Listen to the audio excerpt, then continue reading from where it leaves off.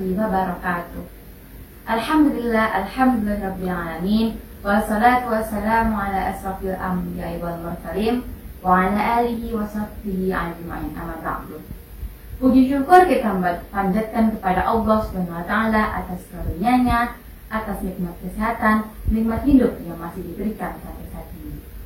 Dan salawat berserta salam kita sampaikan kepada junjungan kita Nabi Muhammad SAW. Perkenalkan, nama Ana Talisa Putri Amaira dari SMP IT Astia Padang.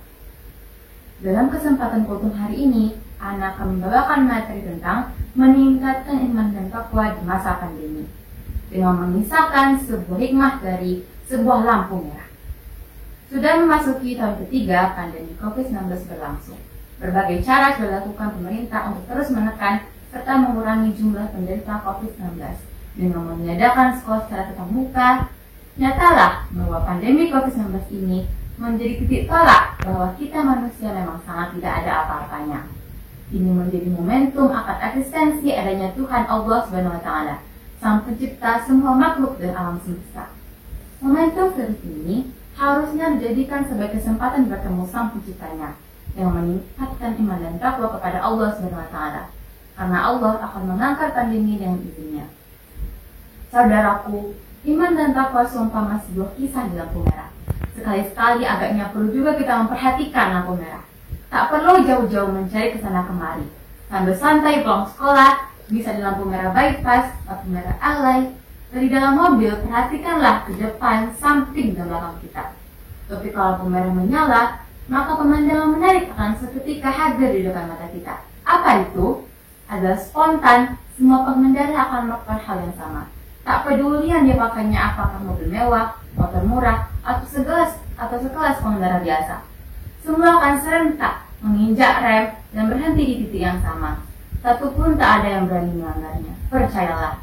Sebenarnya, bila sedikit saja kita mau merenungkan, munculkanlah satu pertanyaan di pikiran kita yang lelah memikirkan dunia. Kenapa ya tiba-tiba kok semua serentak pada berhenti? Kenapa ya? Saudaraku, ternyata ada banyak hikmah lampu merah. Apakah hikmahnya, wahai saudaraku? Pertama, mereka tahu lampu merah itu tanda apa. Kedua, mereka melihat bahwa ada petugas polisi yang memperhatikan dan siap-siap akan mendekatnya.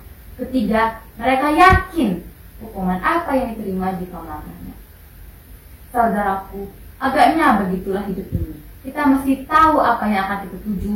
Di banyak ayat dalam Al-Quran, Allah SWT melalui lisan Rasulullah yang mulia telah ditegaskan dalam Quran Surat Al-Zariyat ayat 56, dan aku tidak menciptakan jin dan manusia melainkan supaya mereka menyembahku. Dengan begitu, ibadah di sini mempunyai cakupan arti yang luas. Tidak hanya sebatas ibadah yang kita kenal, rukuk sujud saja. Tidak, belajar bagi seorang siswa juga ibadah, bekerja juga ibadah. Apapun profesi yang kita lakukan, asalkan pekerjaan yang kita lakukan diniatkan lillahi ta'ala dan tidak melanggar syariat, maka ia bernilai ibadah, insya Allah. Maka dari itu, belajarlah agar kita banyak tahu tujuan hidup kita.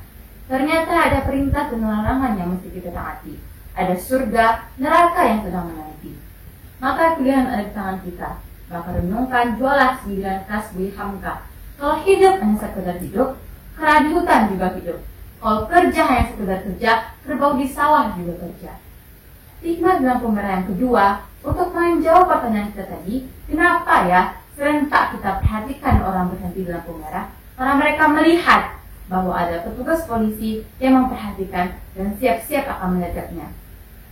Bila kalimat ini kita tarik lebih jauh dengan makna yang berbeda, saudaraku, hidup kita ini bukannya tidak ada yang mengawasi. Melihat kita, ada malaikat yang selalu melihat di kiri dan kanan kita. Sekejap mata pun tak luput dari pencatatannya. Kembalilah lagi kita buka lembaran-lembaran Al-Quran yang mungkin karena kesibukan sudah lama kita tinggalkan.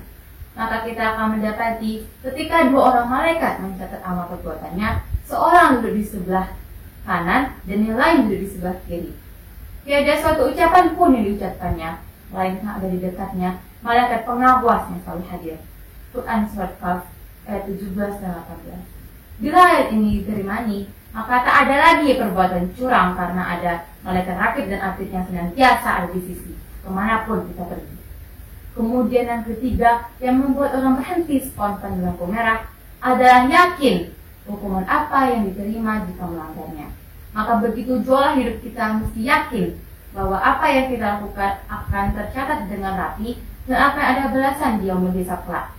Dalam Quran Surah Al-Zalzal ayat 7 dan 8, Allah berfirman, barang siapa yang mengerjakan kebaikan seberat zarah pun, niscaya dia akan melihat balasannya. Dan barang siapa yang mengerjakan kejahatan seberat zarah pun, niscaya dia akan melihat balasannya pula. Saudaraku, kita mungkin belum taat karena tak ada nampak di depan kita. Kalau begitu, di mana iman? Kalau segala sesuatu harus nampak dulu baru hati kita luluh. Harus jelas dulu baru kita patuh. Padahal surga dan neraka itu adalah nyata. Wajar saja ketika neraka dicipta, malaikat Mikail tak lagi tersenyum karena nampak nyata di depan matanya. Rasulullah SAW pernah bertanya kepada Jibril, mengapa saya tidak pernah melihat Mikail tersenyum? Jawab Jibril, Mikail tidak tersenyum lagi sejak neraka diciptakan. Maka dari itu, semoga kita bisa mengambil hikmah dari pelajaran kecil di lampu merah ini.